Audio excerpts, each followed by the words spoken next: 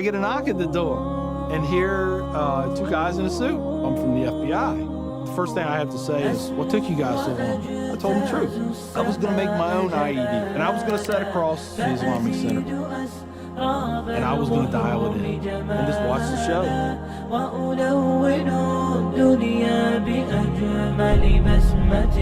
وأكون للخير العميم مثالا أسمو وأجتاز السماء جلالا فأزيد أسراب الغيوم. Growing up, I saw a movie and it was Rambo.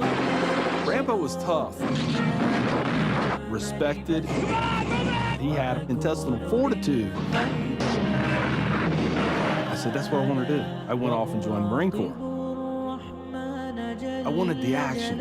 The first time I got shot at, I remember looking at my watch and I said, man, this time last year I was in English class. I fought several times in the Middle East, Desert Shield, Desert Storm, South America, Philippines, Somalia. I think the worst things that I have seen is dead children. I had to suck it up. I had to be there for my guys. Each one of those teardrops stands for a confirmed kill.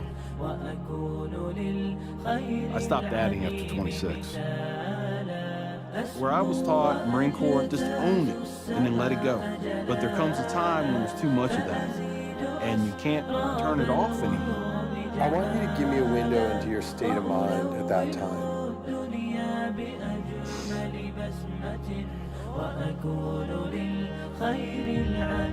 One time, my wife and I went to a DSW, and I saw in the distance these two women in black burqas in my store. I cried as I prayed for enough strength to go over there and break both their necks.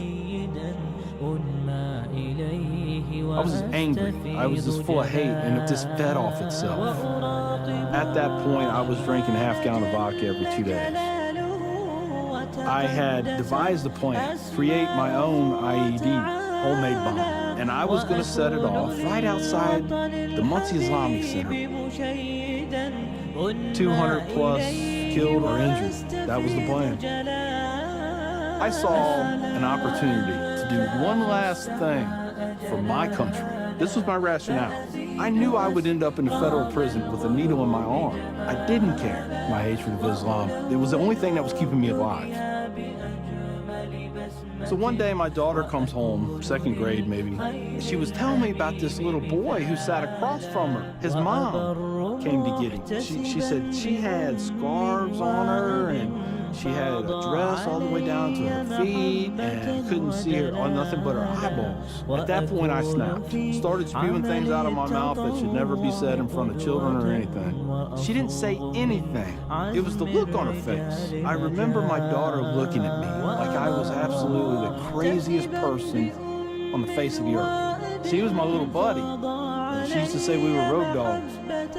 I know, I saw it in her eyes. I made her question that love. And that's when the light bulb came on. I decided to give the people of this community one more chance. So I went to the Islamic Center, see a gentleman in the shoe room taking off his shoes. He looks at me and he smiles. He said, "Can I help you?" And I said, "Yeah, I want you to teach me about Islam." So he went and he gave me a Quran. Read this. Come back when you have questions. So I did. And I would see things in the book. I'd be like, there it is. I got them right there. Explain that to them. And they would. This was a kind of awakening. Long story short, 8 weeks after that first day I stepped into the Islamic Center, I became a Muslim. هي هكذا قيم النجاة تحثني فأخوض فيها للنجاة نزاع هي هكذا قيم النجاة. I had learned that I was completely wrong about everything that I felt. لا تسأل المقدام عن سبل العلا ستراه طيرا Please join me in welcoming Mr. McKinney. My big thing is now to stop the hate. Nothing good has ever come out of hatred. I've done too many things. I've hurt a lot of people. I have to live with that.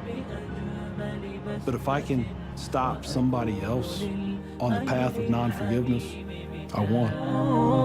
أسمو وأجتاز السماء جلالا فأزيد أسراب الغيوم جمالا وألون الدنيا بأجمل بسمة وأكون للخير العميم مثالا أسمو وأجتاز السماء جلالا